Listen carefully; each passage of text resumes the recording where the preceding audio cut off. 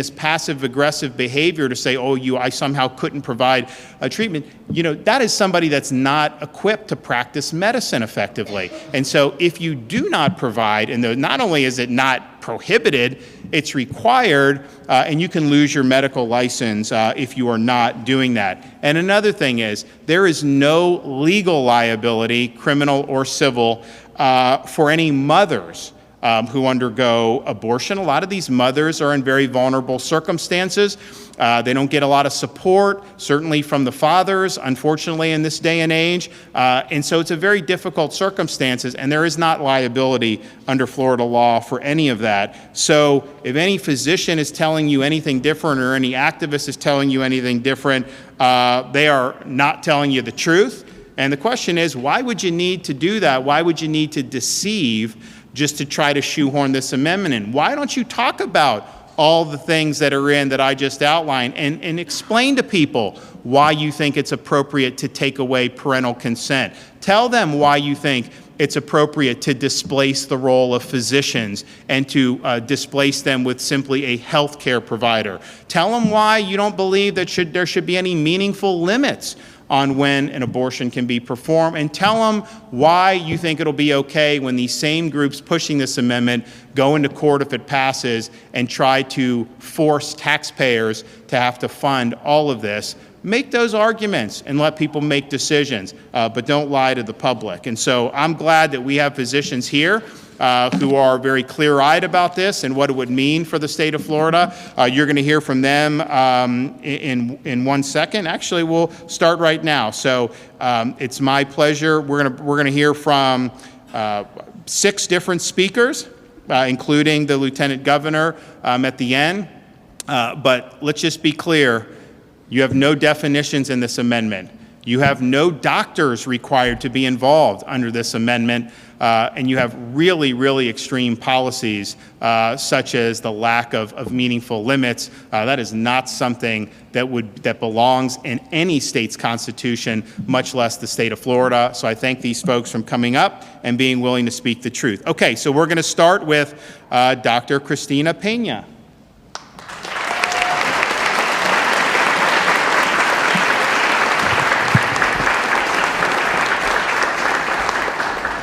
Thank you for this opportunity to be here. My name is Dr. Christina Peña, and I come to you today from the perspective of an obstetrician gynecologist born and raised in Miami and continue to serve this community in private practice. The concerns being claimed that women's lives are at risk if this amendment does not pass is a lie. In the 20 years that I have been practicing obstetrics and gynecology, I have never once been limited in providing proper medical care for my patients. Every time I walk into an exam room, I have 2 patients that I need to care for. If I allow a preventable harm to come to either the mother or the unborn baby, I would be liable and sued for malpractice, because even under present law, the unborn baby is found to have value. As obstetricians, our entire career is to preserve the lives of 2 patients at a time. Advancements in medicine and standards of care that don't require an abortion have allowed for that. Please note that most obstetricians do not perform abortions and run successful practices. That should speak volumes to you. Changing the existing laws with an amendment as this will in fact open women to risk. Here are just a few examples of this, just from the first part of this amendment, which states that no existing law could delay an abortion.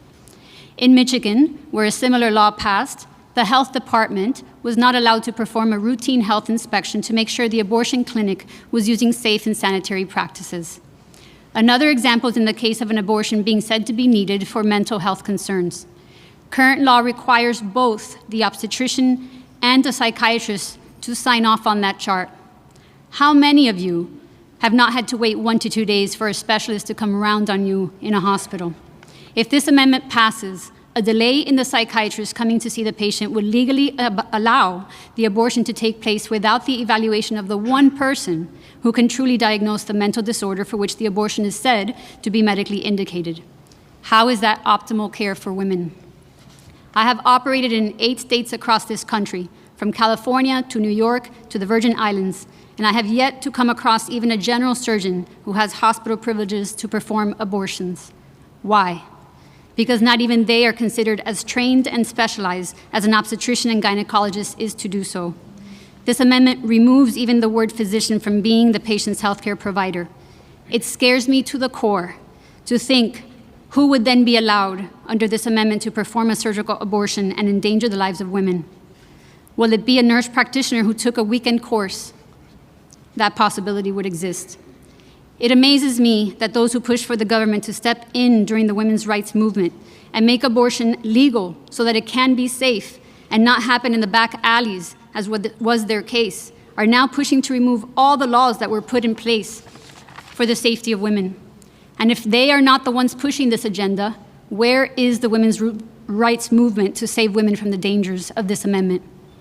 The cases that I've been hearing in the media of patients who supposedly lost their lives because of not having access to abortion were due to the medical negligence of the doctors involved. Don't let them lie to you and tell you otherwise. In the situation where the life of the mother is at risk, her life comes first. It's the same concept as putting on your oxygen mask or your life jacket before trying to save the life of another. The mom's life comes first. If a patient has an ectopic pregnancy and her life is at risk, I'm going in surgically to save her. If her pregnancy is acting as a tumor which occurs in trophoblastic disease, I'm going in surgically to save her. If she has preterm rupture of membranes and is now at risk for sepsis and death, I'm going in to save her.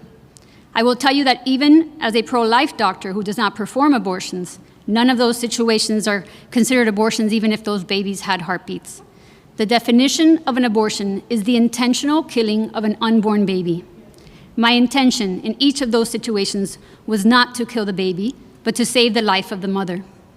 If the baby did not survive, that is considered an unfortunate secondary effect, an undesired but inevitable outcome. This is the true practice of medicine and preserving lives which our current laws already protect and advancements in medicine and standards of care have allowed us to achieve.